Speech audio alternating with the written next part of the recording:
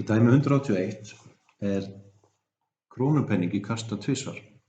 Það er voða gott að hugsa sér að þessum peningum sé alltaf kastað einum í einu. Eins og tökum fyrir A-lið, eigum að finna líkurnar á því að upp komi 2 framhliðar. Sem sagt, þetta væri niðurstaðan. Líkurnar á hverri hlið á krónupeningi eru 50%, sem er 0,5. Til þess að reikna þetta út, þá byrjum við á fyrsta kastinu, hverju líkurnar á að koma framhlið þar. Það er 0,5. Og margföldum það við líkurnar á að framhlið komi upp í kasti númer 2.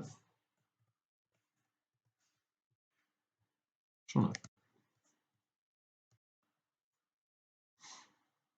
Í B er spurt hverju líkurnar á því að upp komi 1 framhlið og 1 bakhlið.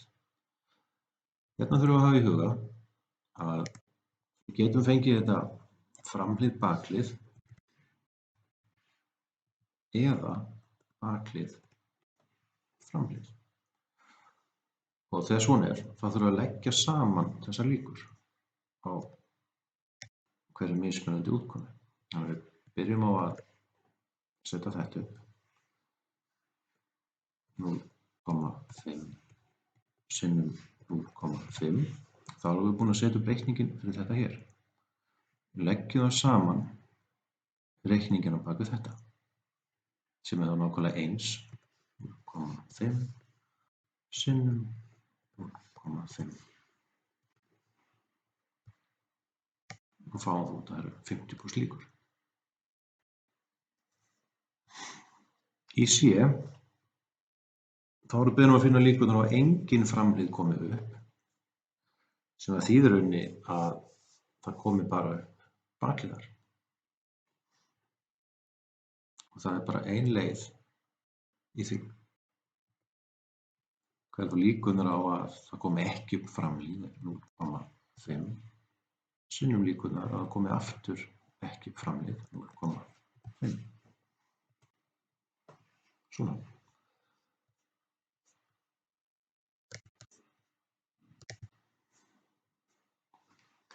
Svo komum við inn í D-lið og þarna erum við að finna líkurnar á því að upp komi að minnstakosti 1 framhlið. Þannig að það sem við þurfum að hafa í huga er að byrjum bara að koma upp 1 framhlið. Þá getur það gerst á eftirfarandi hátt. Framhlið og bakhlið. Við getum líka fengið þetta sem bakhlið, framhlið. En það sem við höfum að finna að minnstakosti 1 framhlið, þá er líka í boði að fá 2 framhliðar. Þannig að við höfum það með svona. Við byrjum bara að finna líkurnar á þessu framhlið, bakhlið. 0,5 sinnum 0,5. Svona. Gerum þetta líka.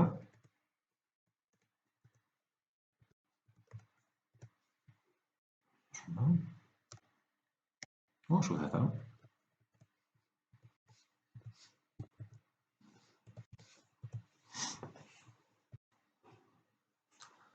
Og til þess að finna heildarniðurstöðuna í þessu, þá einfaldlega leggjum við saman þennan reikning okkar. 0,75, 75%.